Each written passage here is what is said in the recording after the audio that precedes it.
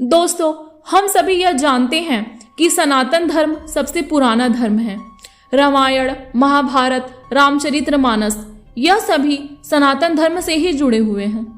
सनातन के समय में व्यक्ति के कर्म और वाणी में इतनी सच्चाई होती थी कि ऋषि मुनियों किसी से प्रसन्न होकर उसे आशीर्वाद दे दिया करते थे।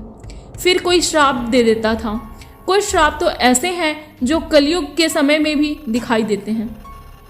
तो दोस्तों, रामायण, रामचरितमानस, यह महाभारत, यह सुंदरकांड जैसे ग्रंथों में हमें श्रापों का वर्णन भी मिलता है।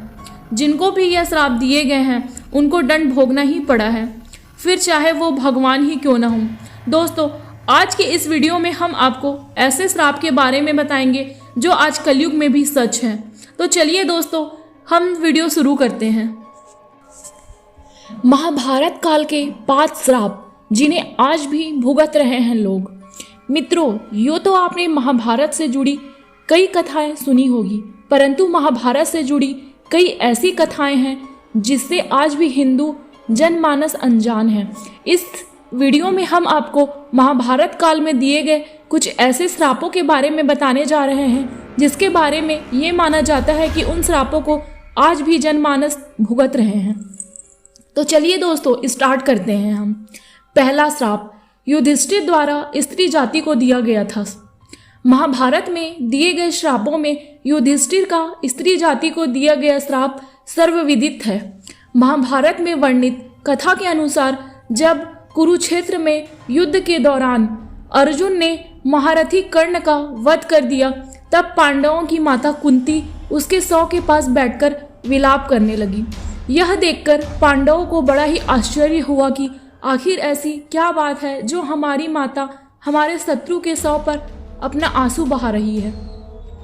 तब पांडव युधिष्ठिर अपने माता कुंती के पास गए और उन्होंने देवी कुंती से पूछा, माता क्या बात है जो आप हमारे सबसे बड़े शत्रु कर्ण के शव पर विलाप कर रही हैं। तब देवी कुंती ने बताया कि पुत्रों, जिससे तुम अपना सबसे बड़ा शत्रु समझते रहे, वास्तव में वो तुम्हारा बड़ा भाई था। कर्ण राधे नहीं बल्कि कौतन्य है। हमारी माता के मुख से ऐसी बातें सुनकर 5 पांडव दुखी हो गए। फिर कुछ क्षण रुककर युधिष्ठिर अपनी माता कुंती से बोले, हे माते, ये बात तो आप सदा से जानती रही होगी कि अंगराज कर्ण मेरे बड़े भाई थे। तब आपने हम लोगों को यह बात बताई क्यों नहीं? इतने दिनों तक ये बात आप छुपा कर क्यों रखी? आपके एक मौन से हम सभी को अपने ही भाई का हत्यारा बना दिया गया। इसलिए मैं आज इस कर्म क्षेत्र कुरुक्षेत्र में सभी दिशाओं, आकाश और धरती को साक्षी मानकर सभी स्त्री जाति को ये श्राप देता हूँ कि आज के बाद कोई भी स्त्री अपने अंदर कोई भी रहस्य नहीं छुपा पाएगी।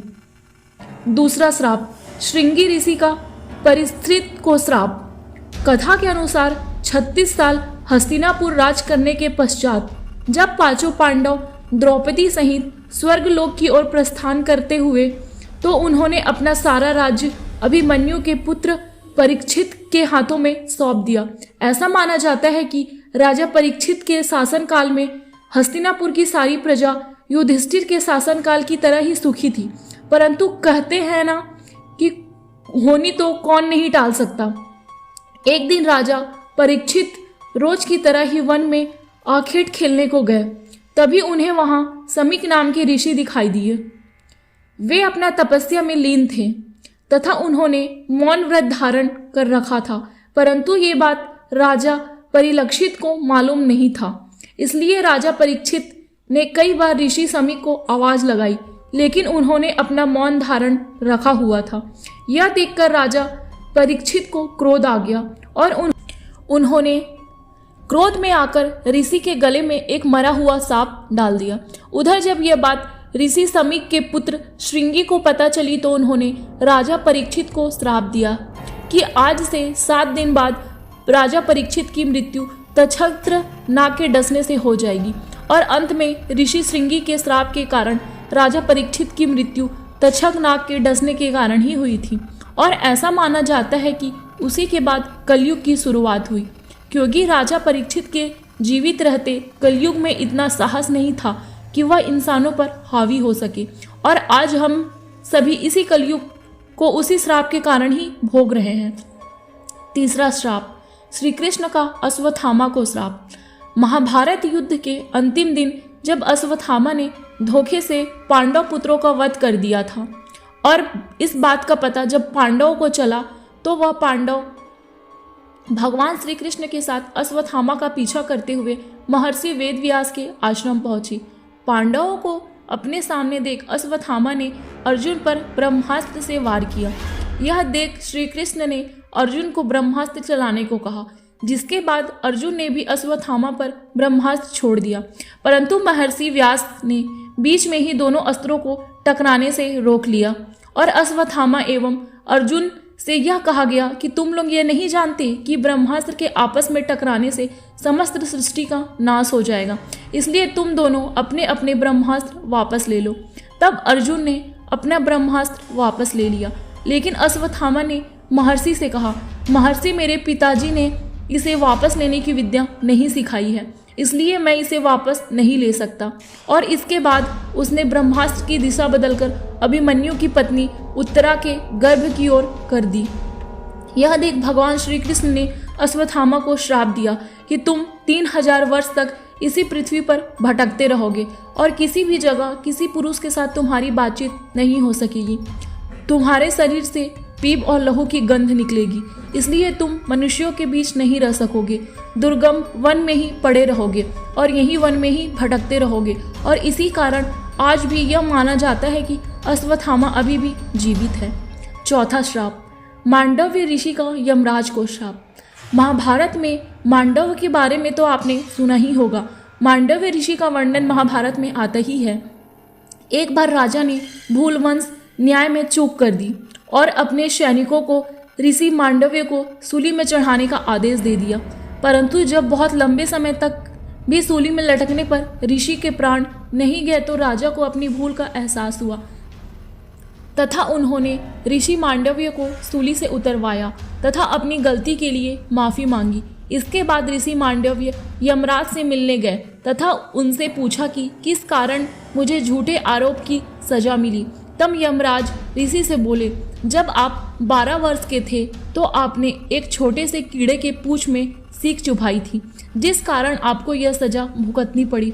यह सुन ऋषि को क्रोध आ गया और उन्होंने यमराज से कहा कि किसी को भी 12 वर्ष की उम्र में इस बात का ज्ञान नहीं रहता कि धर्म और अधर्म क्या है, क्योंकि तुमने एक छोटे अपराध के लिए मुझे बहुत बड़ा दंड दिया है। अतः मैं तुम्हें श्राप देता हूँ कि तुम शुद्ध योनि में दासी के पुत्र के रूप में जन्म लोगे। मांडव्य ऋषि के इस श्राप के कारण यमराज को विदुर के रूप में जन्म लेना पड़ा। पांचवा श्राप, अप्सरा उर्वशी का अर्जुन को श्राप। ये कथा उस समय की है जब 13 साल के वनवास के दौरान एक बार अर्जुन दिव्यास्त्र की खोज में स्वर्ग लोक गया। वहां उर्वशी नाम की एक अप्सरा उनके रूप एवं सौंदर्य को देखकर उन पर मोहित हो गई। फिर एक दिन उर्वशी ने अर्जुन को विवाह करने को कहा। तब अर्जुन ने उससे कहा कि मैं आपको माता के समान मानता हूँ, इसलिए मैं आपसे विवाह नहीं कर सकता। इस बात पर उर्वशी क्रोधित हो गई तथा उसने अर्जुन से कहा कि तुम एक नपुंसक की तरह बात कर रहे हो, इसलिए मैं तुम्हें श्राप देती हूँ कि तुम आजीवन नपुंसक हो जाओ एवं स्त्रियों के बीच तुम्हें नतर्क बनकर रहना पड़े। यह बात सुनकर अर्जुन बहुत ज्यादा विचलित हो गए और फिर वो देवराज इंद्र के पास गए और उन्हें सारी बात बताई।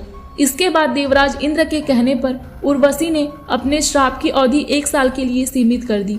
तब इंद्र ने अर्जुन को सांत्वना देते हुए कहा कि तुम्हें घबराने की कोई जरूरत नहीं है। यह श्राप तुम्हारे वनवास के समय वरदान के रूप में काम करेगा और अज्ञातवास के समय तुम नर्तिका के वेश में कौरवों के नजरों से बचे रहोगे। अगर आपको ये वीडियो अच्छा लगा होगा दोस्तों तो आप हमें कमेंट करके ज़रूर बताएं और हमारे वीडियो को ज़्यादा से ज़्यादा प्यार दें और हमारे वीडियो को लाइक और शेयर करना ना भूलें दोस्तों। धन्यवाद।